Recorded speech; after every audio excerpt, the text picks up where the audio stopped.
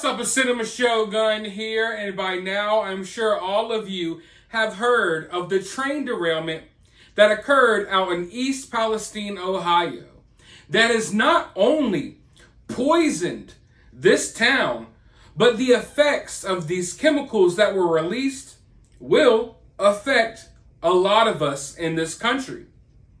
Now, you've probably heard of the train derailment, and if you've heard of the train derailment, then you've probably heard the government and the EPA telling everyone not to worry and that everything's okay.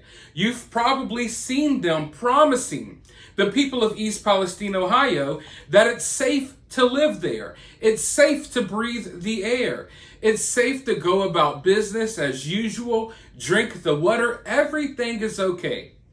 That's what they have been telling these people for weeks on end. Mind you, this train derailment happened on February 3rd. What's today? At the time of this recording, it is March 12th. Now, like I just said, they've been telling these people everything is safe, but guess what? They just now, as of the day before yesterday, they just now started testing the soil. After telling everyone, hey, it's okay. You could go about your normal day. Don't worry, everything's fine.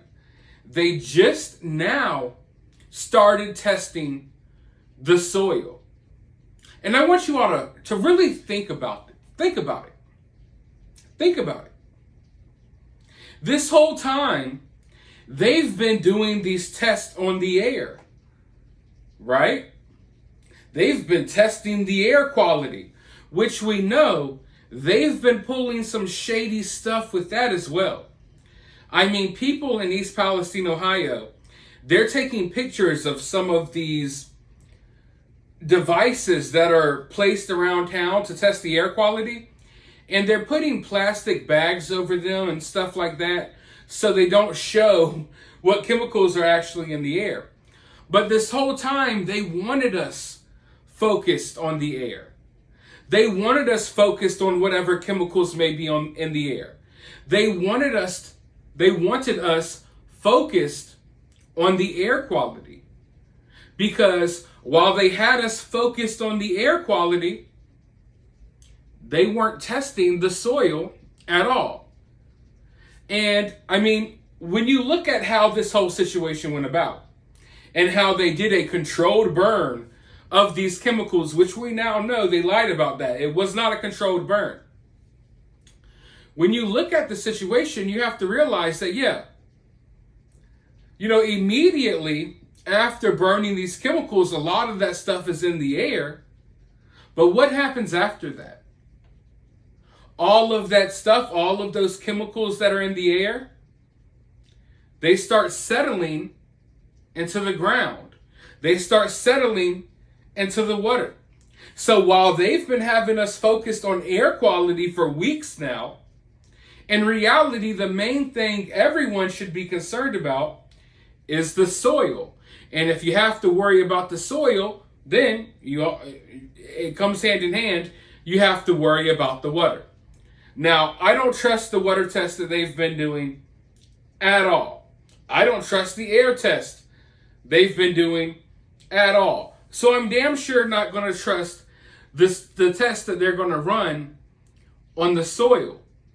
But that's kind of what their tactic has been here.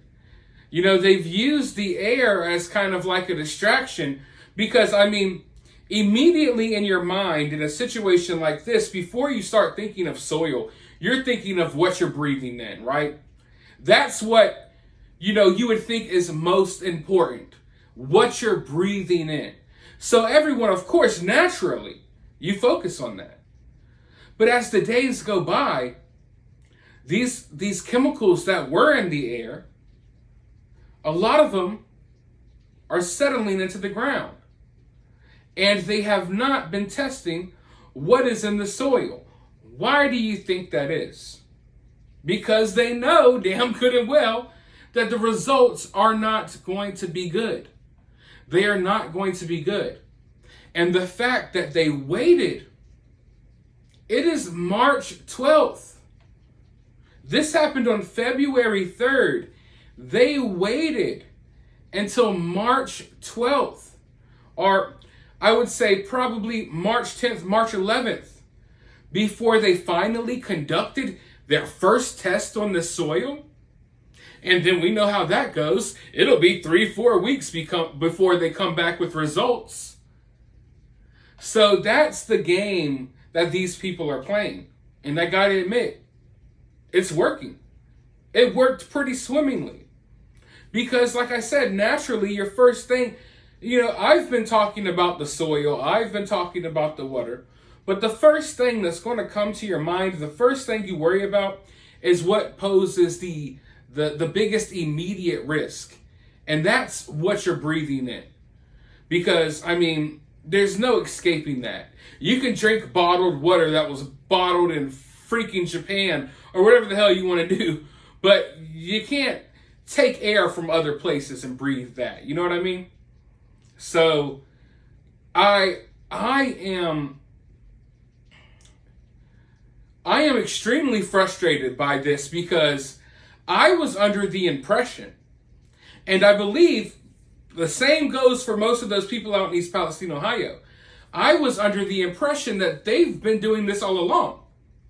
I was under the impression that obviously, and that's how they get you, right? Common sense would tell you, hey, test the air, water, and soil. Common sense tells you that. You don't have to be a professional. You don't have to know anything about these chemicals or chemical spills at all. Naturally, it automatically comes to your mind. Test the water, air, and soil.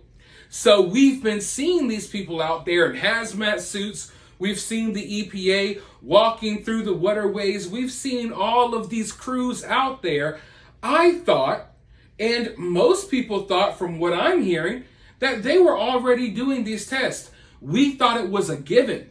You know what I mean? Like, oh, they're testing the air and the water. Obviously, they're testing the soil. But no. This whole time, they've been giving you the impression that they're doing more than what they're actually doing. A lot of the crews that you see out there, and you think, oh, they're part of the cleanup process. They're here to clean East Palestine to make it a better place. No, in reality, they're cleaning up some of the mess so they can go ahead and get their railways running again. We already know that they covered a lot of this toxic soil with gravel and then built train tracks on top of it. I kid you not. Before this story really picked up, steam, if you will, and people started talking about it, they already built the train tracks back. And they were about to just start running trains through town until people started paying attention and came, to start speaking out about this situation along with the people in that town. So this whole time, and I wish I could say it's a disappointment, but I don't have any faith in these people anyway, so they can't possibly disappoint me. But I think it's really, really frustrating, sickening, and it shows that these people have an agenda. You want people to trust you. You want people to believe your test results and all of this stuff. Yet you've been out here for over a month and none of you decided, hey, let's test the soil until the pressure was applied for them to start doing so. That is insane in my mind. But let me know your thoughts about this down in the comments below. While you're down there, hit the thumbs up, hit the subscribe button, ring that notification bell. And I'll talk to you all in the next video.